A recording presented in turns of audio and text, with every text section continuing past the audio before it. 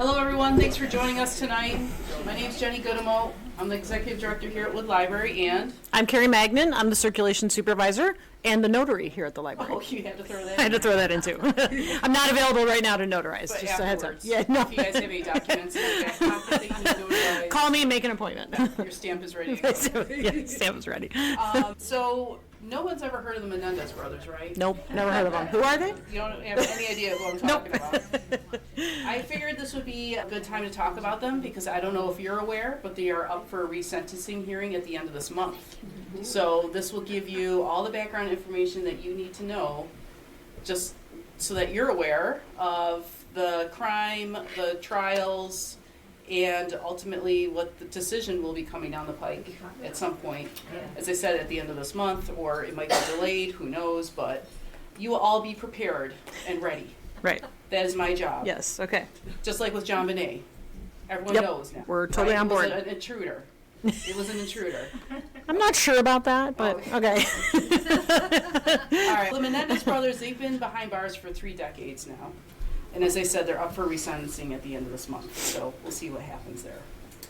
But just to familiarize yourself with the crime, here is 722 North Elm Drive in Beverly Hills. On August 21st, 1989, a 911 call comes in, and it is Lyle Menendez on the phone. I would imagine all of you have probably heard that 911 call. I'm not going to play it here, but he calls and reports that someone shot his parents, and he's very upset.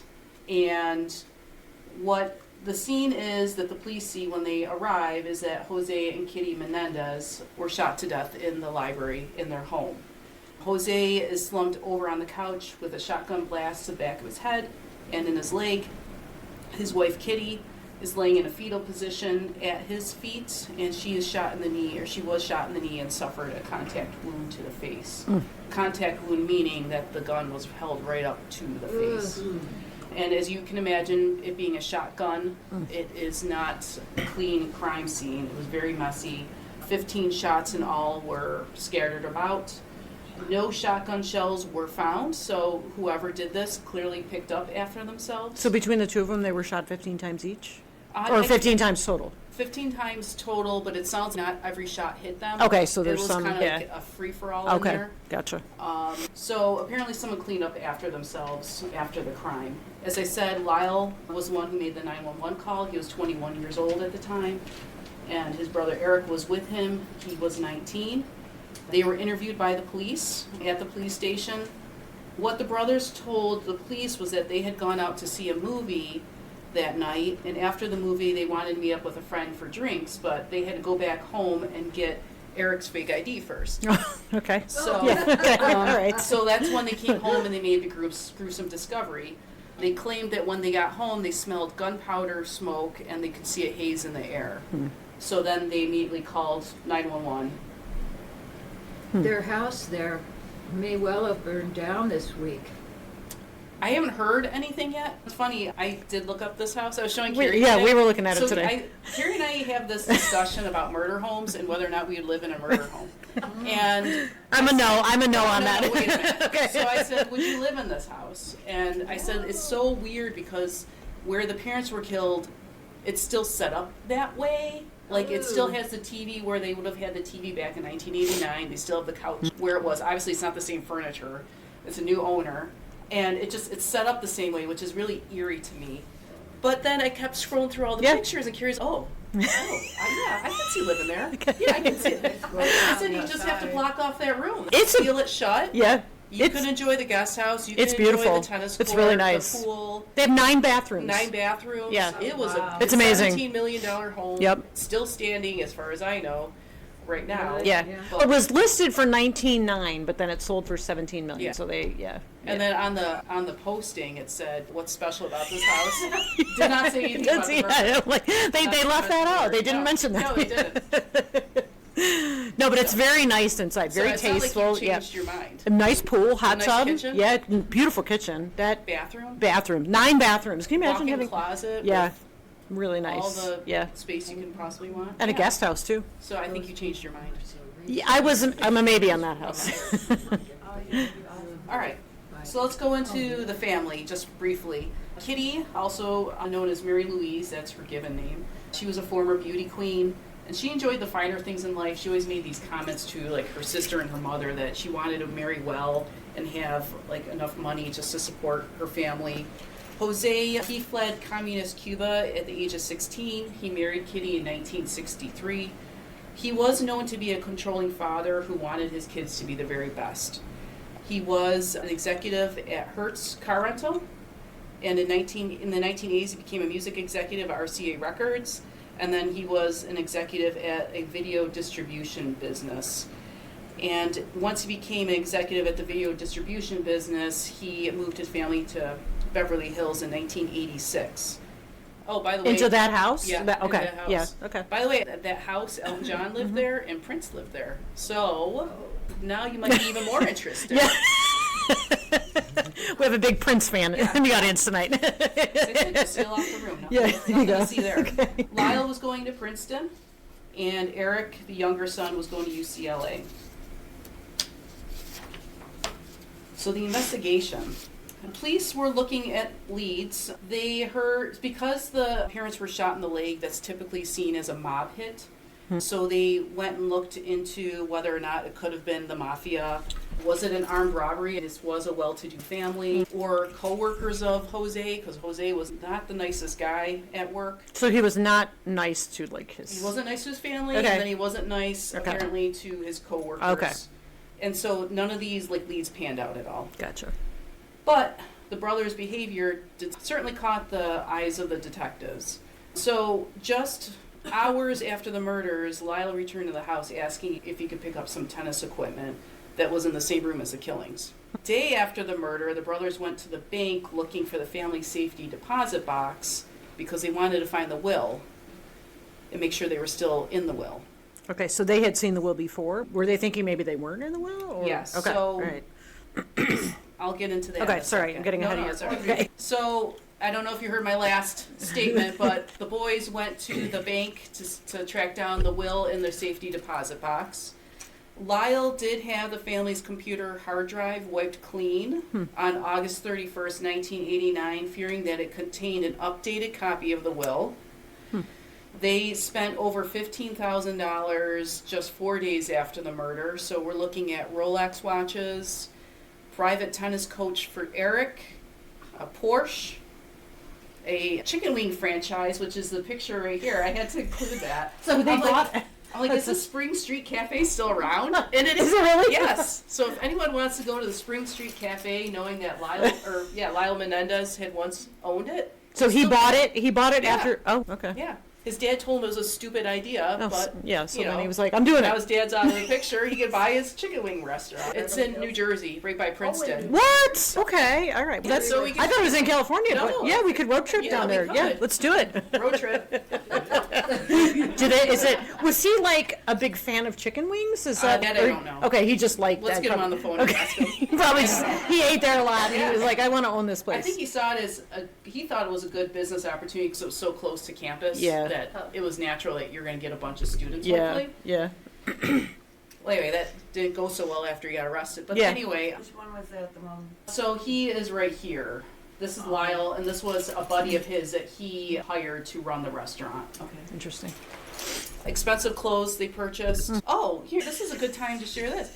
So, I don't know if anyone saw the Facebook posting or the TikTok video, but I did post something about this basketball card, and I'll pass it around. You'll notice that there are two young boys sitting courtside at this, what was it, the Knicks game? Yeah, that's Mark Jackson of the Knicks. Here, Yeah. yeah. So, this was, I don't want to say, I don't know how soon after the murders, but it certainly was after the murders that they were sitting courtside at an NBA game. So they bought tickets to an NBA game as well. So With they, the money, with the, yeah, yep. that's what they were up to. Yeah. And the police were like scratching their heads, like wondering what's going on here. Erik's best friend revealed that he and Erik had written a screenplay in high school about a kid who kills his parents for money. And the brothers' claim about smoke and haze didn't quite make sense because that dissipates rather quickly. That's what I was thinking when they said that. Yep. They would have had to walk in Right where the literally right after those right shots were where it ran fired. into the murders. Yeah, then. right. Yeah. So just some additional background information. Lyle was caught cheating at Princeton for plagiarism, and he was suspended for a year. Erik was fighting with his dad over tennis, and Jose had threatened to disinherit them. So going back to what you're asking about the will, yes, there was the Oh, okay. potential of them not The threat being, of them being yes. disinherited. Okay. Yep. But wouldn't they want to know that before the parents were killed? Wouldn't? I don't know. Yeah, that's a good question. I don't Yeah. know. Okay. Yeah. If they did it. That might have been a comment that the father made, and Yeah. then they acted on it Yeah. Yeah. quickly. Yeah. I don't Before know. they could. Before he Yes. could do that. Yeah. Gotcha. All right, so the arrest. Do these people look familiar to anyone? No. No. If you're familiar with this case, then Dr. Jerry Oziel and Judalon Smith mean something, but they're an interesting couple. So, some more additional background information. 1 year before the murders, both brothers had burglarized the homes of wealthy friends' houses, and Erik ended up taking the fall because he was considered a minor. Oh, okay. But they So- were doing it together? Yes. So the punishment obviously wouldn't be so much for Right. Erik as it would have been for For Lyle. Lyle. Yeah. As part of the, I guess, the sentence, you can say Erik had to start meeting with a therapist, and the therapist's name was Dr. Jerry Oziel. Okay. Judalon Smith was a patient of Dr. Oziel's, who was also having an affair with him. So Dr. Oziel, like I said, he was a therapist, but he also did sex therapy, which I thought was interesting because all of a sudden Judalon Smith comes to see him for therapy, and now she's having an affair with him. Okay. That seems okay. It doesn't seem All right. right. Okay, but- that seems like you're violating A little questionable. Yeah, exactly. So what she ended up doing then, she wanted to go to the police to report this inappropriate conduct by Dr. Oziel. And while she was reporting to the police about him, she brought up the Menendez brothers and what she knew about them. Oh. So what happened was Erik had called Dr. Oziel on October 31st, 1989, requesting an emergency session. So this was already after the murders. When was the murder? August. Oh, So okay. All right. So October 31st. on Halloween. Yes. Yeah. He wanted an emergency session with Dr. Oziel. Gotcha. So Dr. Oziel already suspected, he had an inkling that something happened, that the brothers might have killed their parents, and so he was a little scared to meet with Erik on his own. This is according to him. So he asked Judalon, who he was with at the time, Okay. to come with him and have her sit in the waiting room while he talked to Erik. Gotcha. in- He just in wanted somebody session. else there. Yes. Yeah. Okay. Makes sense. Then they ended up calling Lyle, and Lyle hightailed it over to the office because he didn't realize all this was going on. He was upset hearing that Erik had confessed to Dr. Oziel, and then Lyle threatened the doctor's life before leaving. Thanks. Judalon also reported that the guns were purchased at a gun store in San Francisco using Lyle's friend's stolen ID. So she was So aware the of that, doctor too. was telling her this, or how did she find this out She was about? listening. Oh, she was listening. Sorry. In. Okay. Yeah. Yeah. Gotcha. Okay. I wouldn't put past him too that Yeah. he said like that Yeah, stuff yeah. to her Yeah, as yeah, well. yeah. But supposedly she was listening. Okay. Yeah. Yeah, that's pillow talk for you. Yeah. There's your card back. But then the brothers ended up returning back to see Dr. Oziel because they were afraid that he was going to go to the police. So They they. felt like they needed to keep seeing him just to Yeah. keep Yeah. eyes on him. And then Right. he was able to convince them to record their confession on tape. He kept trying to Wow. say, I'm on your side. This is going to help protect you in the future. I guess he was a very persuasive guy, even with Judalon. Guess so. Sounds Yeah. like it. March 8th, 1990, more than 6 months after the murders, the brothers were arrested. Lyle was arrested near the family's home, and then Erik, who was playing in a tennis tournament in Israel, he was arrested after turning himself in. Was Erik was he a good tennis player? Was he playing Yeah, they said he was 44th in in California Yeah, or in something? California, Okay. something All like right. that. Yeah. he really, even he fought with his dad over tennis, but Yeah. it seemed like that's the route he wanted to take in life. That seems like a very Beverly Hills thing to Yeah. do. It's like to try to play professional tennis, Yes. right? Yeah. Yep. Yeah. That's what he was going for. Yep. So as the police continued to investigate, they learned from friends and family that Jose was psychologically abusive, not just with his sons, but with employees too. He put a lot of pressure on his sons to succeed, and he was known to be a bully. He belittled people, made them feel inadequate. There were alleged whippings and then later claims of sexual abuse. Yes. So here's the trial. I'm going to say the What was her attorney? Yeah, I have it. Leslie sometime maybe? Or- Aberson. Yeah, Abramson. Abramson, Yep. yeah. July 1993 is the trial. And it's the first trial that took place. And Erik and Lyle are tried separately. Okay. So they have separate juries, separate attorneys, their own proceedings, but they're in the courtroom at the same time. So it's confusing, but So they would have, they each had their own. They each had their own. Like one jury was focusing on Erik. okay. But the trial was happening at Yes. the same time. Oh, that's interesting. I Yeah. wonder why they did it that way. I'm not sure. Okay. I'm not sure. Cameras were allowed in the courtroom, which was a big deal. And Dr. William Vickery, he was hired by the defense to actually try to identify why the boys would have done something like this. They were trying to find the true cause of the killings. If you notice, so I included 2 pictures here. At first, the boys were, see, I'm even falling. The brothers were showing up in suits. And then to soften their look, the defense attorneys said, let's start putting you in this colorful sweaters. Yeah. And instead of calling you the brothers, we're going to start calling you the boys. So even I was saying that. To make you sound younger than you are. 'Cause don't forget, it was 21 and 19 years old when this happened. Yeah. But by the time they're on trial, this is 3 years later or 2 years later or? Yeah, it was 1989 to 93. Okay, so 4 years later, yeah. So yeah, they're in their late or early Yeah, 20s. yeah. So it's just interesting to me, like the optics and how you try to manipulate the jury and the public. All right, so the prosecution's case, they're saying it's premeditated murder. So the brothers thought it through before they committed the murder. What's the proof? They used a fake ID to buy the guns. They lied to the police. They arranged for an alibi. Like, why do you put all this in place if you really felt like it was true self-defense? They're saying the motive was money. They focused on the fact that they tried to track down the will. They were spending all this money. What's going on here? They focused on the law. What does the law say? And if they're guilty, then they are guilty of first-degree murder. And with that could potentially come the death penalty. And Pamela Bazanich, she was the head prosecutor. Defense case. They're claiming imperfect self-defense. So they had to act after years of abuse. They felt that all this abuse, the boys felt like their lives were in danger, imminent danger, and they had to act. Their parents were going to kill them if they didn't kill them first. That was how they felt. Motive was fear, and they focused on, I felt like they focused more on the emotions. And if they're guilty, it should be manslaughter. And with manslaughter, it's usually life in prison. This, I can't remember which attorney represented who, but as I said, they were separate attorneys, one for each brother. I want to say this was Leslie Abramson was Erik's attorney, and Jill Linkson was Lyle's attorney. I remember her crazy hair See, from that. that's how you remember her that way. That's how like I her remember. trademark Yeah, hair. yeah.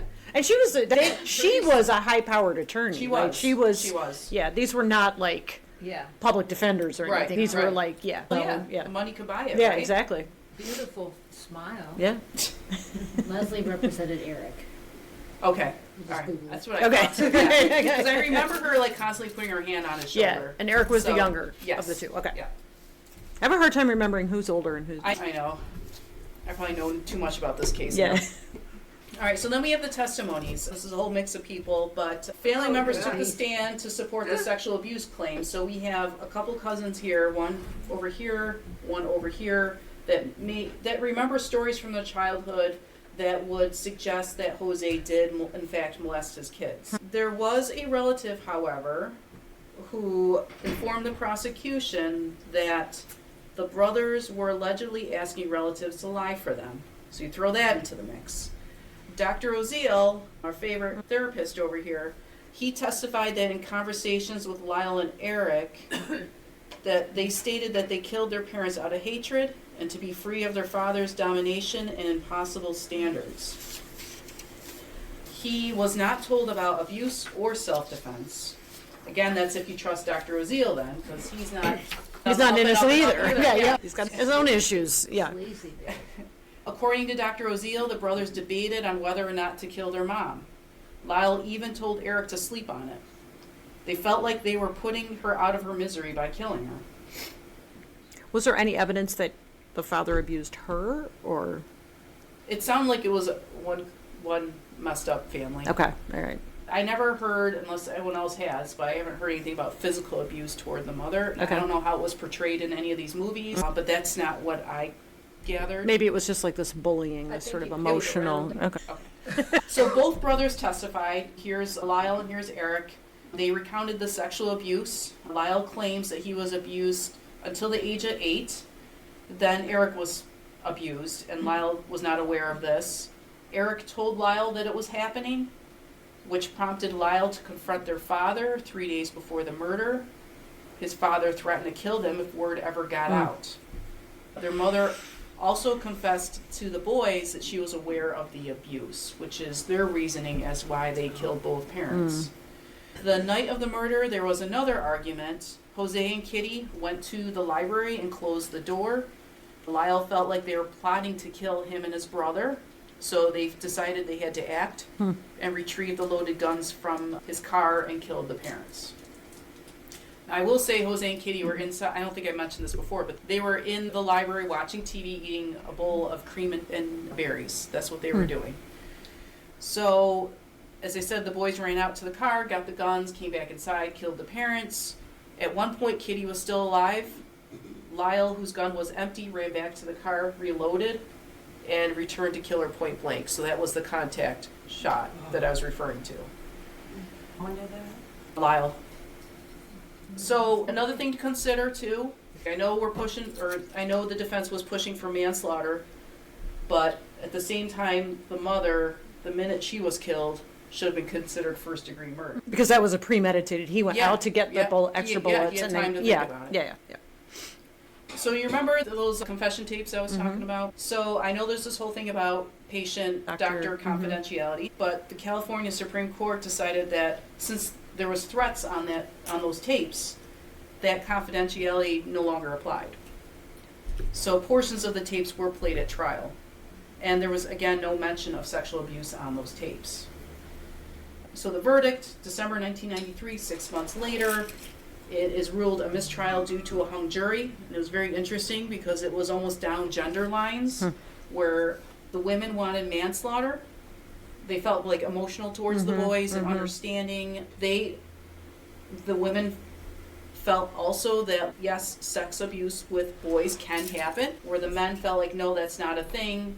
They killed their parents. It's first-degree murder. So do you want to know what happened next? Any guesses? Yeah, I want to. They were retried. What other hot topics were going on? Going on at that time? I think it was the OJ trial, or it was Bill Clinton, or. Yeah, okay. O.J. Simpson happened. Manson. Yeah. And now we're talking about O.J. Simpson. Yeah, No, right. not really. Yeah. Oh, It was O.J. Yeah. Taken away from the white Yeah. Bronco. Yeah. So that also happened in Los Angeles, let's not forget. And as you all remember, O.J. was acquitted. And people were not entirely happy about that. The LA DA's office then looked like a bunch of losers. And they had something to prove the second time around with the Menendez brothers. You could say that. And they were determined to retry them after Yes, they were like, determined. yeah, okay. And I think they were also determined to find them guilty. So then the second trial took place 8 days after O.J.'s acquittal. Were they free all that time while the OJ case was going on, or were they still in jail? I think they were in jail still. Okay. I don't So think they were weren't- free. So they weren't charged with anything. Because OJ's wasn't It's a hung jury, but Yeah. Yeah. released. Yeah, I don't think they were, but it could be proven wrong. Yeah. I don't remember that in the Netflix either. Yeah. Whether it said they were. Because to me, I would think that they would have considered them like a flight risk or something. Probably. Or, Yeah, for sure. Especially with all that money and ease of But I getting don't out. know. I could be wrong. Did they ever find out if they were written out of the will? No, they were not. They were not. Not the will that they found. So second trial, August 1995. There were some major differences here. The brothers were now tried together. So instead of each having their own jury, their own One attorney, jury. Yep. they're together. Yep. Cameras were not allowed in the courtroom this time. The sex abuse testimony was extremely limited. The judge felt like it was very repetitive. All these witnesses that were coming up to the stand and talking about it felt like it was too much of the same thing. So they can only touch upon it. Dr. Vickery, who was the therapist that the defense hired to figure out that the sex abuse claim was, he tracked it down basically. He was the one that figured out that the boys did it because of sex abuse. He was not allowed to testify in the second trial. Okay. Was the other doctor allowed? Dr. Oziel? I think so. Okay. I know they played his tapes. Okay. Again. Lyle did not take the stand the second time around. And that was because he allegedly contacted a former girlfriend to try to get her to say that Jose had molested her. And that he also asked a family friend to lie and claim that he gave him a handgun for protection. So the defense didn't want to risk putting Lyle on the stand and then the prosecution coming asking along about, and like cross-examining him about all this stuff because it would show that he's a liar. Yeah. So he did not take the stand at all, and he could not talk about the sex abuse that he experienced at the hands of his father. As I said, the Dr. Oziel tapes were played. The jury could not consider imperfect self-defense because after the first trial, the California Supreme Court ruled that it did not apply since the brothers were not in imminent danger. So the verdict, guilty of first-degree murder, and at the sentencing, Dr. Vickery was finally allowed to testify, and then he had to admit that he deleted notes that could be viewed as evidence of premeditation when he was asked by the defense. So the defense asked Dr. Vickery to get rid of certain notes because it showed premeditation. So everyone's doing something wrong here. Yeah. Like, can we not trust anybody? So one such note stated that the brothers imagined what it would like to live without their parents a week before the killings. And Dr. Vickery was given 34 months probation, in case you're wondering. That's crazy. So What happened to the other guy? Because he was having an affair with one of his patients. Come on. Too. He's still practicing today. Is he really? So if you want to take Are they like still together, a or sex therapy course, he's still doing it. No, I don't want to take that. But is he still with Jocelyn or what? No, Jonalyn? Judalyn. Judalyn. Are they still Judalyn. together or No. they've split up? Oh, Okay. they split up. Yeah. Okay. I think they split up when she went to At the the police. trial. Probably. Yeah. Yeah. Yeah. So the brothers were sentenced to life in prison without parole. There were many appeals over the years, but nothing worked out for them. Are they serving at the same facility? They are now. They weren't, just recently they came back together. They were reunited, but for many of these years they were apart in separate facilities. I can't remember what year they finally reunited, but it was somewhat recently. How come they didn't get death penalty? I don't think California has the death Oh, they penalty. don't have No, Yeah. they were up for a possible death penalty. I thought. But the I jury, think at the sentencing, the jurors felt like life in prison was better. They felt like these young men had something to offer society, Okay. and they just didn't want to put them to death. Maybe that changed because, like, when we were talking about the Manson case, they were They probably did. they were sentenced to death. The women were sentenced to death. Remember Leslie Van Houten? But then all those sentences were commuted to life in prison without the possibility of parole, I think. Although I could be mistaken about. I So feel like they're always going back. yeah, they're going back and stuff. forth. Yeah. So New York had the death penalty, and now we don't Yeah. have it yet. So it changes. Yeah. Yeah. So then there was some new evidence. So March 2018, a letter surfaces that was written from Erik to his cousin, alluding to abuse of some sort. It didn't Okay. really say sex abuse, or it didn't really get that graphic. The letter is undated, but the events referred to suggest December 1988. That's how old the letter is. As I said, he doesn't go into detail or refers to anything sexual. He just says something like, "Dad's still doing it." Or, So that or, could "My be dad's like- still doing it." Yeah, it could be a number of things. It Yeah. could be like yelling or And physically. And it always makes me nervous too, because then you hear about Lyle trying to get, supposedly trying to get family members to lie Yeah. for them. Is this letter real or not? You start to question everything, and then Menudo, your favorite boy band. Does anybody else out there remember the boy band Menudo? Okay, yes, I remember them from the 80s, yes. I did not, I wouldn't say I was a huge fan of Menudo, and I did not have a Menudo lunchbox, You but didn't have a poster? I might have had a poster on my wall. My sister could probably say yes or no because we shared a room.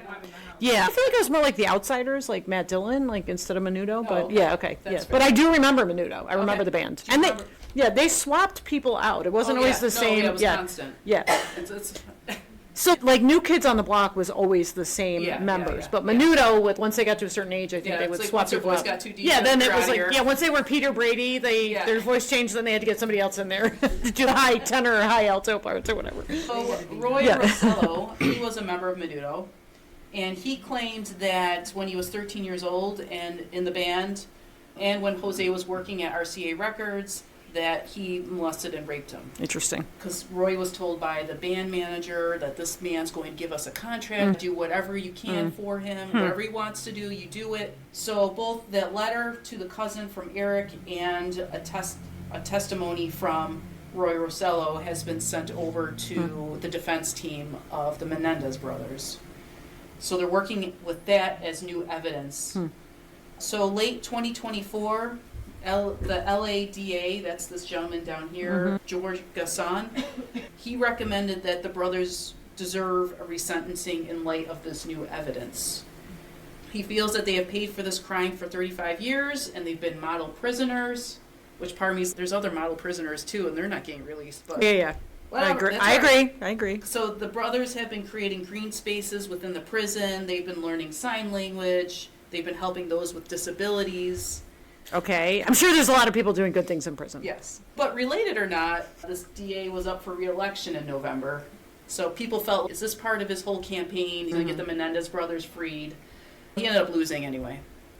So now there's a new DA looking into the case, which means that even though there's a resentencing at the end of this month, doesn't necessarily mean they're going to be released.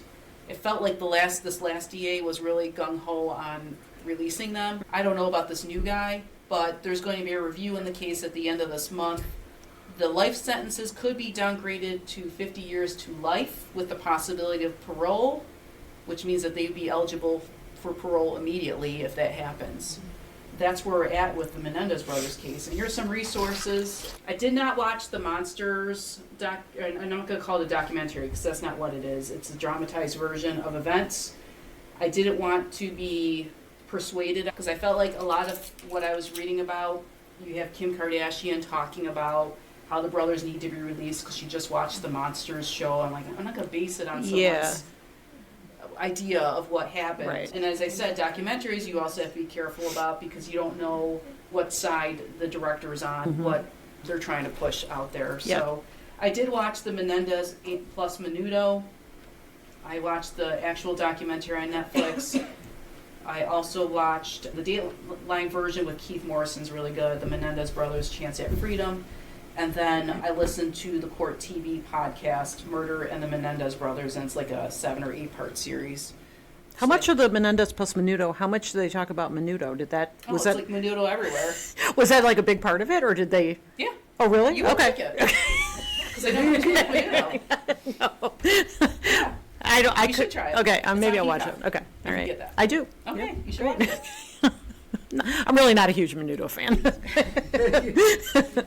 So I don't know if anyone has any questions. That was great, Jenny. Really good job. Yeah. Yeah. That was very interesting. Yes, very nice job. How does everyone feel about it? Do you feel like they should be released? Show of hands, who wants to let them out of jail? Who got the 17 million from the sale of that? Oh, wasn't that, I think someone else had owned it prior. Yeah. Oh, okay. That's something I meant to look up too, is like, where's all this money? Who's it go Well, to? players are getting money. It's true. I think it did go to like other family members. I don't think, once you're found guilty Yeah. of something like this, I don't think any of that money's coming to you. So based on the crime, it's basically ill-gotten gains, the money that they have, and they're spending it on these high-powered attorneys. Attorneys are taking this money because regardless of where it comes from. That, and I also wonder if these attorneys are doing it for the notoriety too. Like you Good have day. Yeah. your pal Mark Garagos.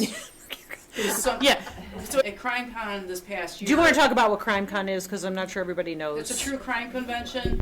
So you can go to different sessions on like forensics and psychology and just different crimes and even just current events that are happening right Yeah. then and there. Yeah. But I don't remember what the session was that I went to, but I knew Mark Garagos. You would recognize him if you saw him. Yeah. He was there talking about a few of his clients, and it just so happened, and I'm guessing it was Lyle Menendez called him on his cell phone During the actual during session. the session. So then he put Lyle Menendez on the microphone so everyone could hear Lyle talking about all the good things they were doing in prison.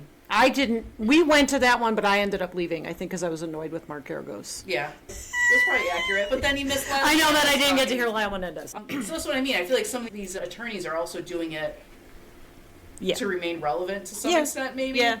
So I don't know. Yeah, you're right. Like, they're paying these guys Was there a money. confession by either of the brothers as to who shot whom? I didn't go that deep into it. I bet if you listened to the tapes when they talked to Dr. Oziel, I bet you they might talk about it, but I didn't listen to it. We know that Yeah. Lyle shot the mother, right? He was the one. Right, Yeah. yes. We know that. I almost get the impression that Lyle was the one controlling the whole thing, that Erik went along with him. That's the impression that I got. He's just anything that I've watched of his, he takes control, and Lyle just did it to go along with his brother. Yeah. What's your personal fascination with the whole case and/or crime in general? I'm not really fascinated with. I only remember it because I was probably how old was I? I was like a teenager. I was 13 years old around this time. So I have some memories of it being on TV. What I find interesting about any case that I research is I'll learn things that I didn't realize at all. So I wouldn't say that the Menendez brothers I was like really excited to talk about because I thought I knew everything about it. But then when I like dived into it, I was like, oh wow, I didn't know about this. I didn't know about that.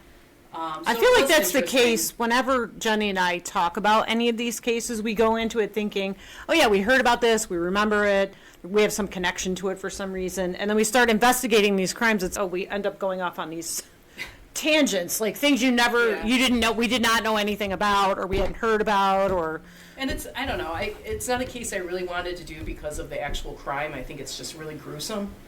But I knew they were up for resentencing. And as I said, I wanted to make sure all of you are aware of what's going on in the true crime world. And there's been so much publicity of them recently, too. I thought it was worth reviewing. yeah. Did you believe that Menudo was molested also? Do I believe it? I watched the documentary a long time ago, and I remember thinking I felt like he was telling the truth. But again, that was before I even knew Lyle was trying to get other people to lie for him. So then that made me nervous. I really don't know who to believe here. You have Dr. Oziel, you have the defense attorneys who they're trying to get their clients off. Both doctors are behaving a little shady. Yeah. Very.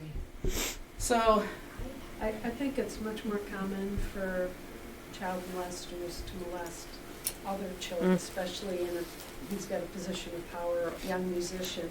That's much more likely your own children, and these are adults. yeah. I don't really think that. I Yeah. think they were just grasping at That's my general feeling, but I also don't want to say it didn't happen. I don't know, but I think we all have to remember, were they in imminent danger? Did they feel like they were about to get shot and killed, that they needed to act? certainly not against mom. Yeah. Yeah, And, yeah. it's interesting, Erik will say that he misses his mom. He still misses her. You should. Yeah, yeah. I get the impression that the father was just very domineering, probably wasn't the easiest guy to please at all, and they just couldn't impress him, they couldn't make him proud. I think he had a tight rope around them with maybe spending money. He had expectations that they couldn't meet, and here's Lyle getting in trouble at Princeton, and now he's suspended for a year. I could see the father saying, "I'm going to write you out my will. You're not doing what I'm telling you to do." And I guess if you're the brothers, you're probably like, "We can't leave. If we leave, we're going to be definitely written out of the will." Right? And they're accustomed to this very wealthy lifestyle, and they probably didn't want to leave that. I think that if they were psychologically abused at that young age, that someone, even in school or whatever, would indicate something like that, they would be rash. Yeah, there was a teacher who spoke on one of the documentaries, and I can't remember which one it was now, where she thought she saw just some strange behavior of the father. Just, again, being just this dominant figure. She could tell something was wrong with the boys. I mean, that's the other thing too with like kids who are sexually abused. They act out in certain ways. So that's what I mean. I don't want to say and discredit them. I don't know. And this was decades ago. Yeah. But then they do stuff like they burglarize homes of their Right. friends. They get fake IDs. I feel like they were almost like these troublemakers in a way too. Troubled kids. Yeah. Troubled kids, yeah. Yeah. So you don't know why it started. Right. And- But what it comes down to is, were they in fear of their lives? And then we have to answer that. We can feel bad for them. They may have felt that way, but it may not appear that way to others. Yeah. I don't know. And the thing that bothers me is the parents have no way to say it, to speak on their behalf. They're gone, they're dead. Yeah. So you can say, oh, I was abused by my parents. And there's no opportunity for them to ever present their side of it. That's why this case is so troubling. You're not going to really see evidence of sexual abuse. That's always so well hidden. Yeah, I don't know. I guess I'm a little, I feel like their abuse claims to me are a little suspect. I feel like they're the one doctor they just wanted to do this because, what did he say? It was, Because of the father? Yeah. Just they want to step out from like their father's shadow and get away, want freedom. Yeah. Yeah. I feel like that maybe is more But likely, at but that time, socially, it would be more, if there's such a word, appropriate Yeah. for a young girl to be abused. for boys. Yeah, there's that too. There's that, Yes, yeah. absolutely. Absolutely. They said the battered wife syndrome didn't work in this case No. because they were not girls. So there was this belief that this didn't happen to boys. I agree with you there. But it could have. I mean, it certainly could have Well, it happened. Yeah, But it yeah, wasn't thought of the same way Right. as today. Yeah. yeah.